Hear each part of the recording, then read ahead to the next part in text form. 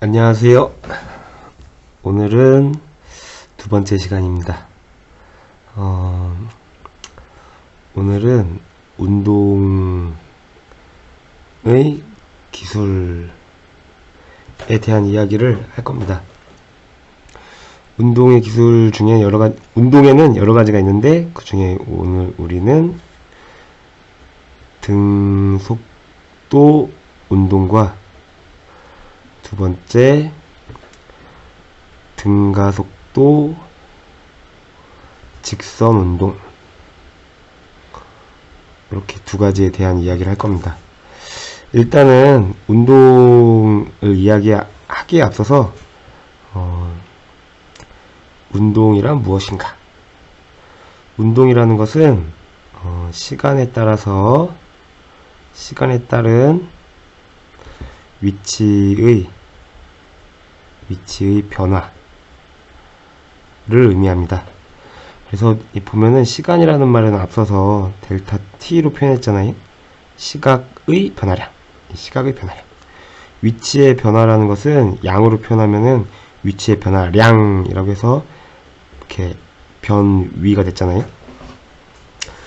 그래서 운동이라는 것은 요거랑 요거로 표현됐던 물리량이 하나 있었죠. 그게 바로 요거였죠. 시간에 따른 위치의 변화. 뭐 에버리지가 있지만, 얘를 갖다가 이렇게도 표현했죠. 그냥 일반적인 속도는 아주 짧은 시각 동안에, 시각의 변화 동안에 그에 따른 위치의 변화, 이렇게 표현했잖아요.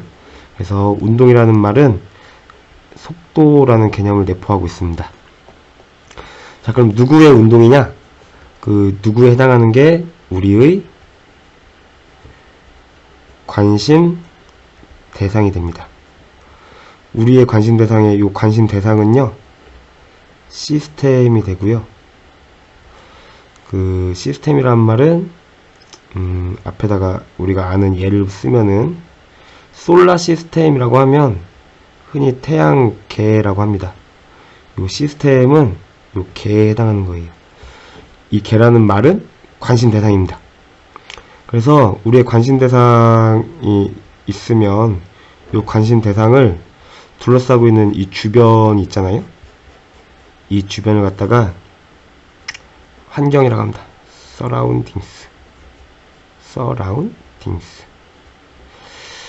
그래서 이 시스템의 운동이라는 것은 이 서라운딩스와의 서로 외부에서 주고 받고 하는 이러한 상호작용을 의미합니다.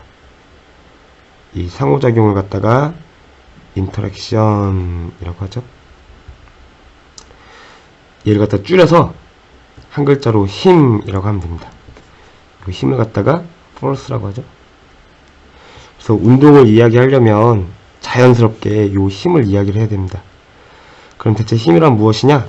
힘은 여러 가지 정의가 있지만, 여기에서는 어떤 시스템의, 우리의 관심 대상인 이 시스템의 운동 상태를 변화시키는 운동 상태 변화의 원인 정도로 해석하면 될 것 같습니다. 그러면 앞서서 얘기했던 요 개념을 갖고 오면은 요 개념 갖고 오기 전에, 그럼 이제 운동 상태의 변화니까 요 운동 상태를 나타내는 물리량을 정의하면 좋겠죠. 얘를 갖다가 우리는 P라는 기호를 쓸게요. 운동 상태의 이 운동이라는 말 속에는 요 속도 개념이 들어있으니까 당연히 얘도 방향이 있겠죠. 어떤 물체가 이쪽으로 운동할 수도 있고 이쪽으로 운동할 수도 있잖아요. 그리고 변화라는 말이 있으니까 앞에다 델타라는 기호를 붙여줄 겁니다. 우리 운동이라는 거는 항상 뭐에 따른? 시간에 따른 위치의 변화를 기술하기 때문에, 마찬가지로 운동 상태가 변화하고 있다는 것은 그 해당하는 그 시간이라는 물리량도 함께 표현되어야 한다는 것을 의미합니다. 그래서 이 힘을 갖다가 우리는 이 force의 이 앞글자인 F를 따서 F를 쓸 거고요. 어떻게 정의할 거냐면요, 시간에 따른 운동 상태의 변화, 이렇게 기술할 겁니다. 마찬가지로 델타라는 기호를 썼으니까 우리가 앞서서 요거의 에버리지가 평균 속도가 이렇게 이렇게 썼던 것처럼 얘도 여기 에버리지가 되겠죠. 그리고 이쪽 우변에 요 물리량이 요 놈이 방향이 있는 것처럼 얘도 요것도 방향이 있어야겠죠.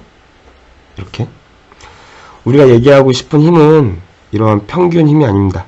그냥 일반적인 힘이기 때문에 힘 이렇게 쓰면은 요 놈은 dt분의 dp 라고 써줘야지 더 정확한 표현이 될 거예요. 하지만 이 상태의 표현도 정확한 표현은 아닙니다. 왜냐하면 어떤 시스템이 있을 때 이 주변의 서라운딩스는 하나만 있는 게 아니라 여러 개가 있거든요. 여기서 줄 수 있고, 얘를 1, 얘를 갖다 2 라고 하면은 우린 얘를 갖다가 F1, 얘를 갖다가 F2 라고 할 겁니다. 그래서 우리의 관심 대상인 이 시스템에 받는 힘이라는 것은, 요 R자 힘이라는 것은 요 놈과 요 놈의 합이 될 겁니다. 근데 서라운딩스는 더 이렇게 수없이 많이 있을 거 아니에요? 그래서 일반적인 표현은 이렇게 표현하면 됩니다. 얘를 줄여서 이렇게 표현하면 됩니다. 물론 수학에서는 이 밑에 있는 첨자를 이용해서 여기다가 n을 써주고, 여기다 n은 1부터 있다. 점점점 이게 무한대까지 있다고 하면 여기다 무한대까지 있다. 이런 식으로 더 정교하게 표현할 수 있지만, 우리는 그냥 이 힘이라는 것이 합력을 의미한다는 뜻에서 이렇게 써줄 겁니다.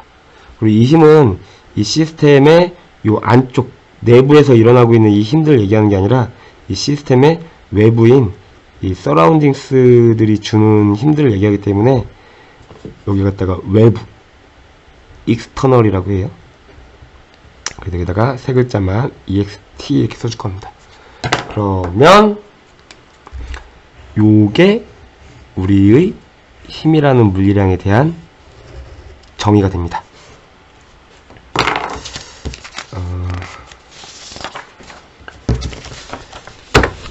잠깐 정리를 하면요, 아주 매우 중요한 개념입니다. 힘, 요 force라는 놈은요, 얘는 뭐다? 시스템과 서라운딩스 사이의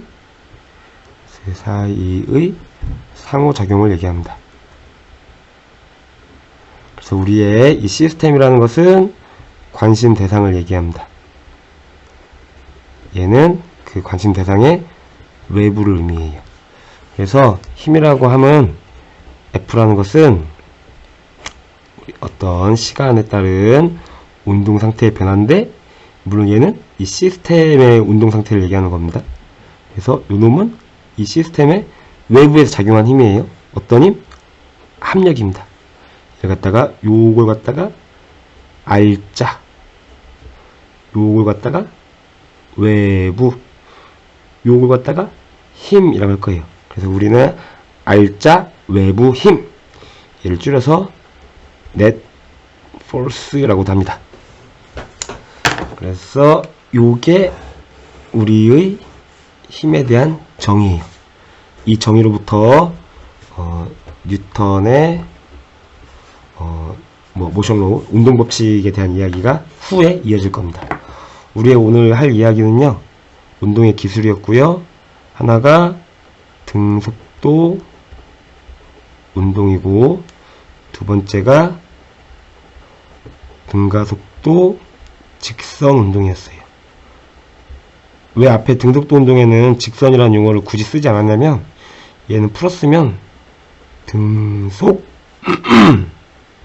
직선 운동과 동등한 표현입니다. 등속도라는 말은 속도가 일정하다, 등가속도라는 말은 가속도가 일정하다 라는 뜻이에요.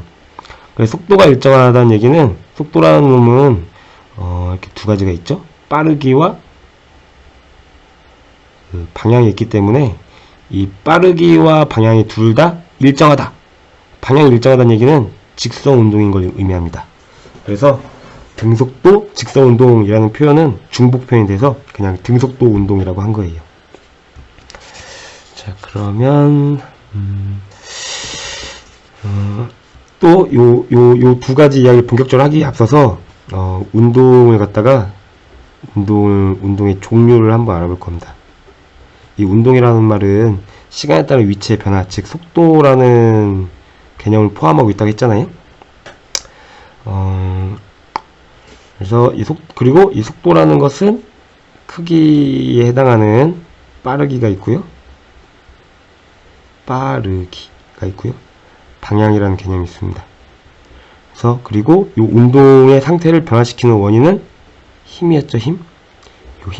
요 힘이 작용하는 거에 따라서 이 힘이라는 것은 이 시스템의 외부에 작용하는 거예요. 이 외부에 작용하는 힘에 따라서 운동 상태가 변할 건데, 이 운동 상태의 변화가 얘가 변할 수도 있고 얘가 변할 수도 있고 둘 다 변할 수도 있죠. 힘이 작용하지 않는다면 둘 다 변하지 않을 거예요. 그래서 이렇게 구분을 할 겁니다. 운동 상태의 변화라는 것은 결국은 속도의 변화를 의미하는 거기 때문에 여기다가 속도의 변화라고 할 거고요. 그럴 때 이 속도라는 것은 그 빠르기, 즉 크기가 있고요. 얘를 갖다 우리는 줄여서 속력이라고도 합니다. 그리고 방향이 있을 거예요.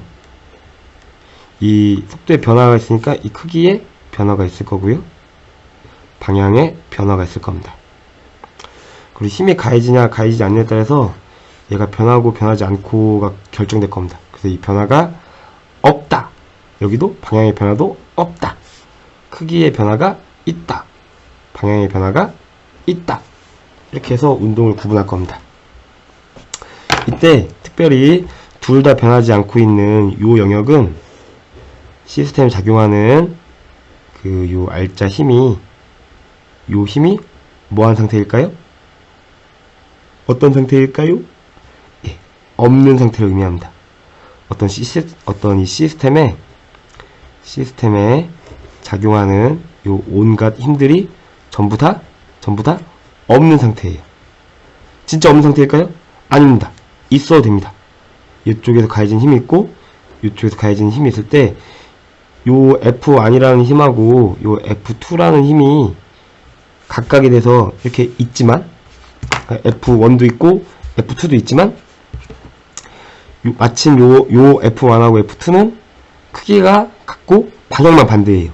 그렇게 되면 이 시스템에 작용하는 알짜 외부 힘이, 이 알짜 외부 힘이 없는 상태겠죠? 우리가 어떤 시스템에 작용하는 힘이 없다라는 말은 힘 자체, 뭐 F1, F2 이런 게 아예 없다는 것이 아니라 얘네들이 다 있다 하더라도 전체 더해진 그 알짜 외부 힘이 없다는 걸 의미합니다. 그럴 때는 운동 상태의 변화가 없을 거고, 즉 속도의 변화가 없을 거고, 크기의 변화도 없을 거고, 방향의 변화도 없을 겁니다. 이럴 때 해당하는 운동이 등속도 운동이 됩니다. 자, 이번에는 크기 이쪽에 보면 방향은 변하지 않고 크기만 변하는 경우가 있어요. 이럴 때는 빠르기는 변하지 않고 방향만 변하잖아요. 이런 운동을 갖다가 우리는 여기 보면은 이게 등속도 운동인데 방향은 얘는 변하지 않고, 아니죠. 얘가 방향을 의미하니까 얘는 변하지 않고 얘는 변해요. 등속이 아닙니다. 그럴 때는 직선 운동이라고 하면 됩니다. 그럼 이쪽은 방향은 변하고 크기는 변하지 않습니다. 얘가 크기를 의미하잖아요. 그러니까 얘는 변하고 얘는 변하지 않습니다. 이럴 때는 등속 운동이라고 하면 됩니다. 여기 뭐라고 하면 될까요? 얘도 변하고 얘도 변하겠죠? 그러니까 여기는 그냥 운동이 됩니다. 이때 얘는 이 둘 다 안 변하잖아요. 그러니까 얘는 가속 운동이 아니라 얘는 무슨 운동이 됩니까? 얘는 비가속 운동이 됩니다. 얘는 가속이 붙고요. 얘도 가속이 붙고요. 얘도 가속이 붙는 겁니다. 하지만 우리는 이 말은 특별히 일반적으로 사용하지 않습니다. 각각에 대한 예를 들어보면요. 등속도 운동은 어떤 얘들이 있을까요? 예, 속도가 일정하다. 속도가 0으로 일정하다. 그거는 정지 상태가 됩니다. 그리고,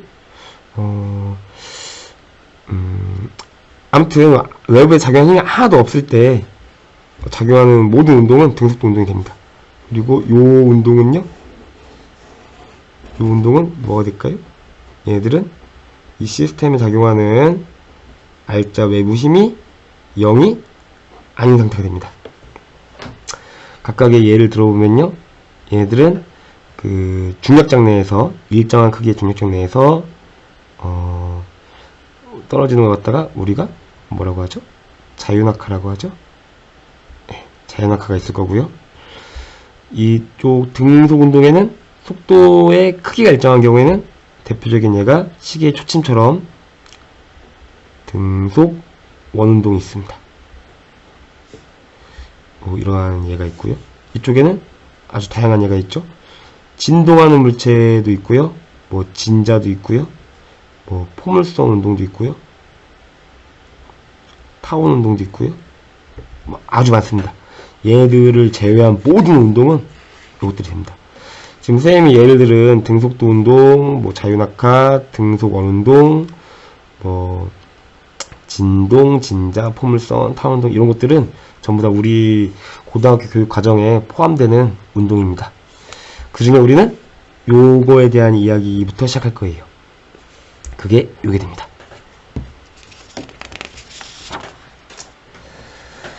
자, 그러면 오늘의 본 수업을 시작해 볼까요? 벌써 16분이 남았네요. 첫 번째, 등속도 운동.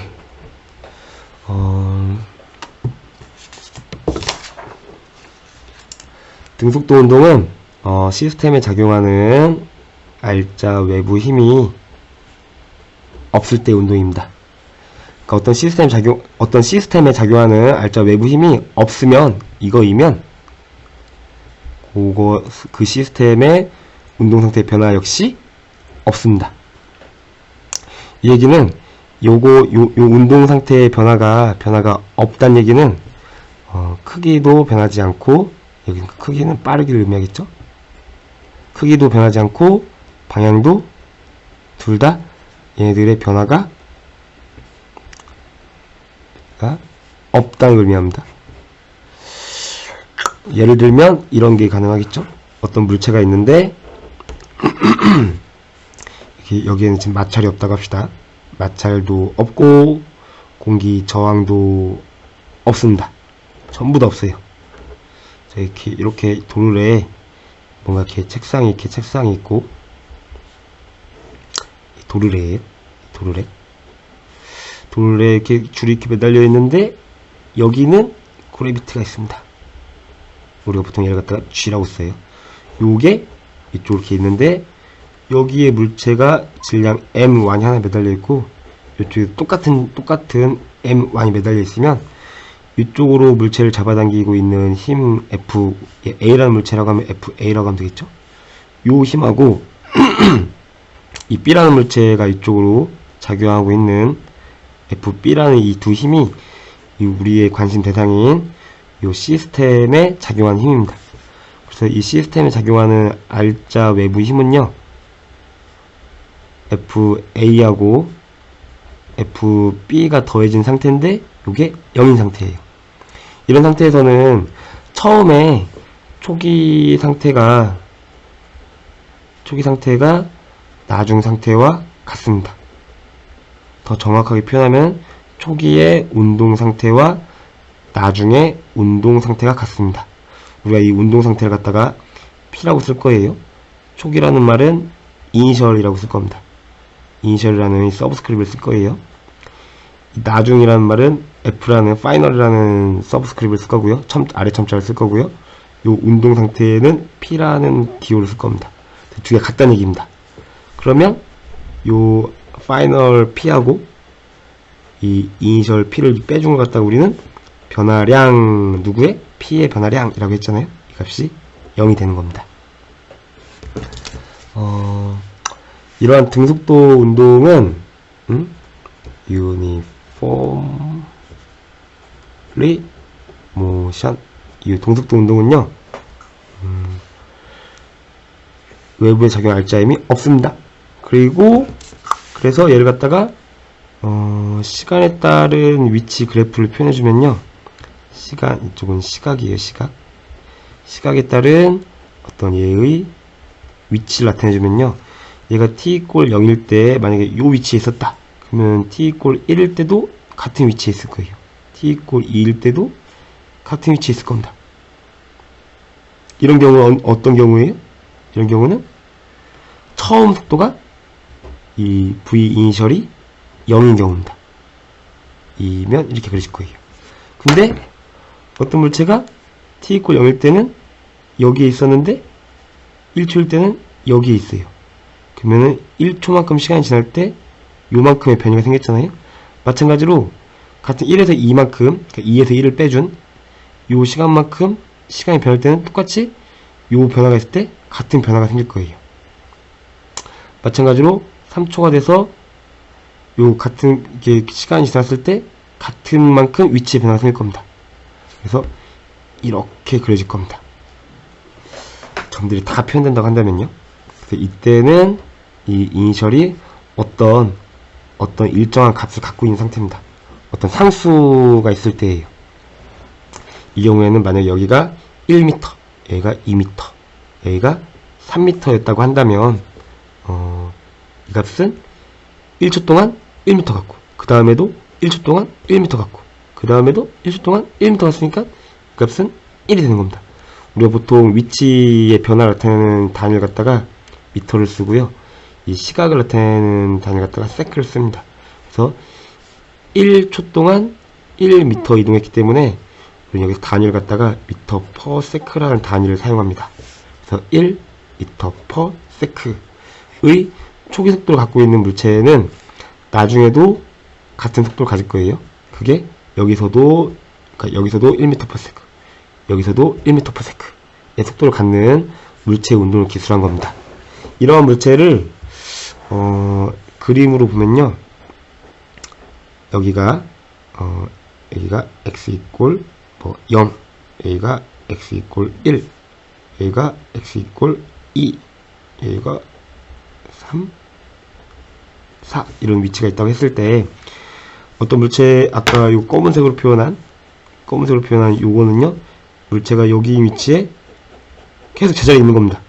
근데 그게 요 물체 운동을 얘기한 거고요, 요 물체의 운동을 얘기하는 것은 처음에 1초일 때 여기 있던 물체가 그 다음 시각일 때는 여기가 0세크이고 1세크일 때, 여기가 2세크일 때, 여기가 3초일 때, 여기가 4초일 때.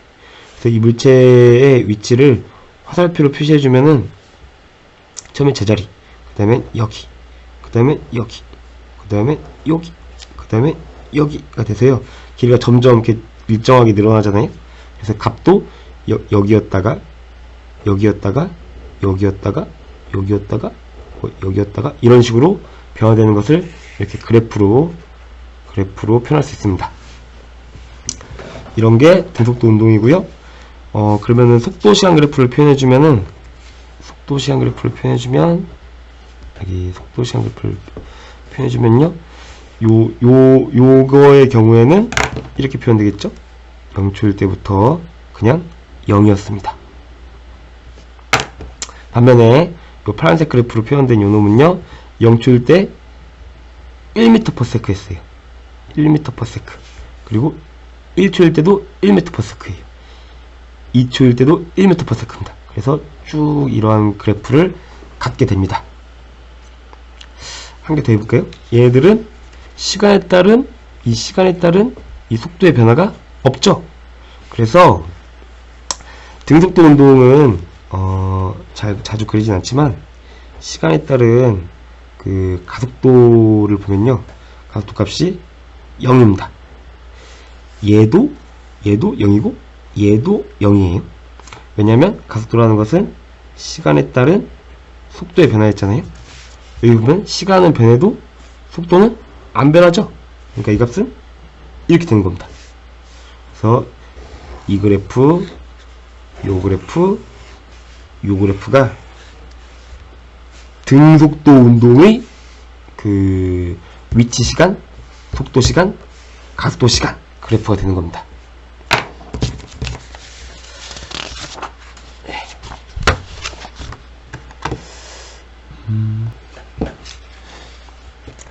오늘은 등속도 운동하고 등가속도 운동을 한다고 했는데요. 등가속도 운동. 녹화 시간이 너무 길어져서 얘는 다음 시간에 하겠습니다. 얘만 한 개 더 할게요. 아까 전에 등속도 운동하는 물체의 속도 시간 그래프는요. 이렇게 속도 시간 그래프를 그리면 이렇게 일정한 그래프가 그려진다고 했잖아요. 어떤 ti라는 시각일 때 속도가 요 값을 갖고요.